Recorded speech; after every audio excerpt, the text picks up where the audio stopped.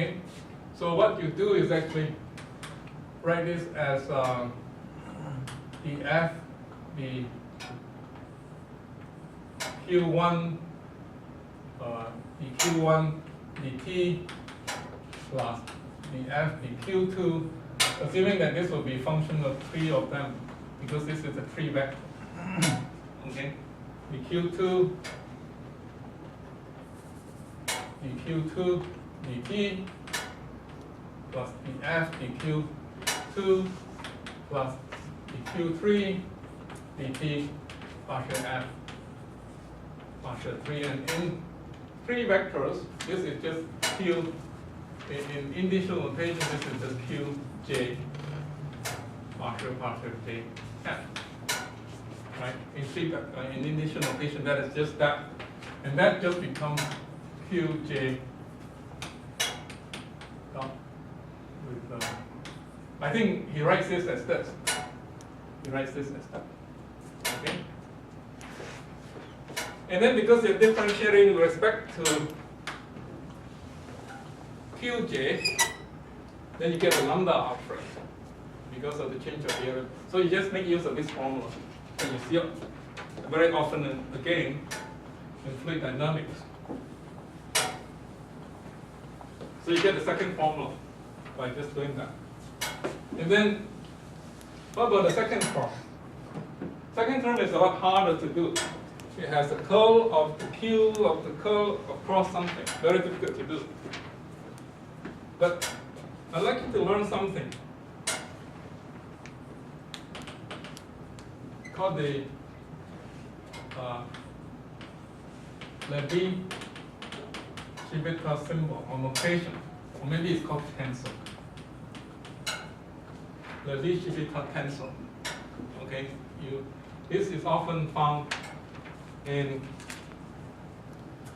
index notation, and it's a very simple way to say if I want to write A cross B in index notation, it will be just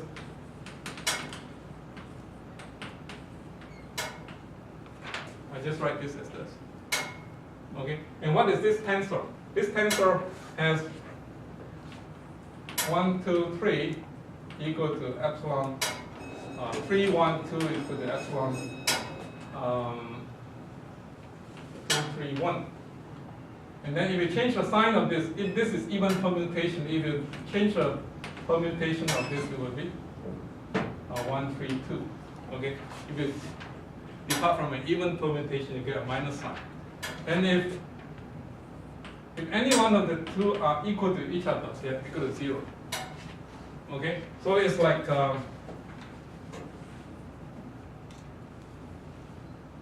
XA, X cross with Y, BY kind of thing. You know, if you work it out in detail, this takes care of all those things. Okay, this is called the Levi-Civita tensor. I don't know if I pronounce the word correctly. Maybe it's Levi, since it's the Levi genes. Maybe it's Civita or Civita. I don't know. Because Leonardo da Vinci, right? So we should call this Chi. Or maybe it should be C. Okay, Leonardo da Vinci, Medici family, something. Okay, anyhow, it's the Levi-Civita tensor. And if you do that, then this cross product can be used, this notation can be used twice to express this cross product. And you will have, since you're doing cross product 2 times, you can write this.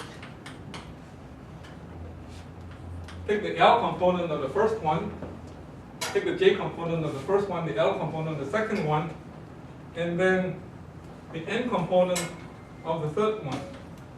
Okay, there are 3 vectors here. So that product can be written as such. Okay? And then this can be written,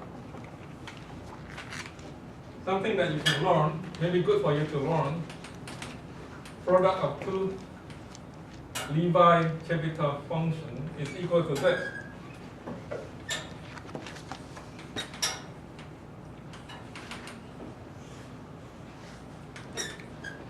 Okay, equals to that.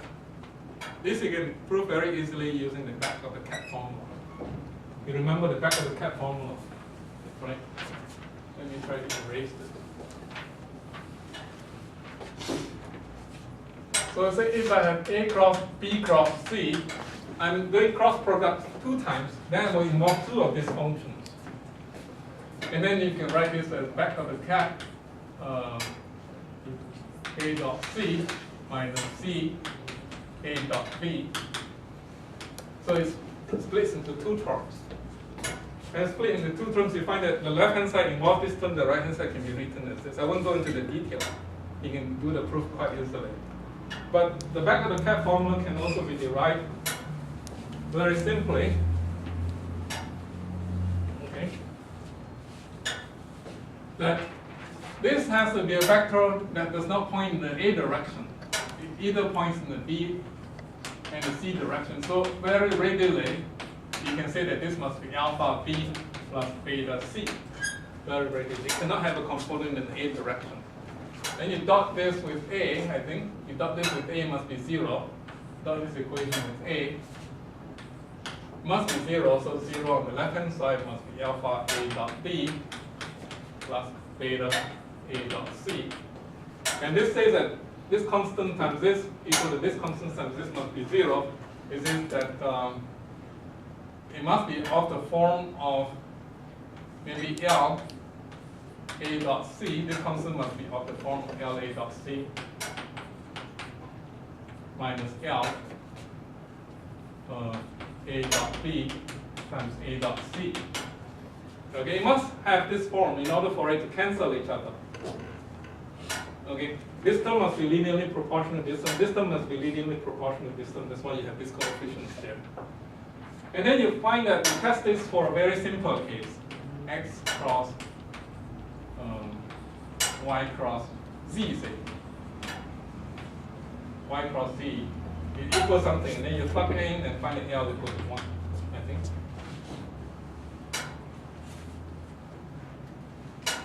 And then you get the alpha and the beta. Okay, you get the alpha and beta. And then you get the back of the cat formula.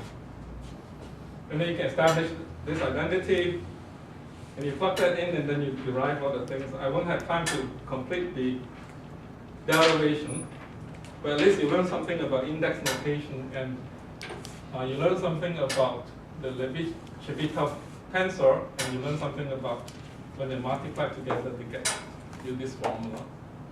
And then that actually follows from the back of the cat formula. At least you learn something. Okay, I'll stop here. And thank you for taking this course. I hope that you enjoy it. Okay. So what you have to emphasize is that you have to get feedback.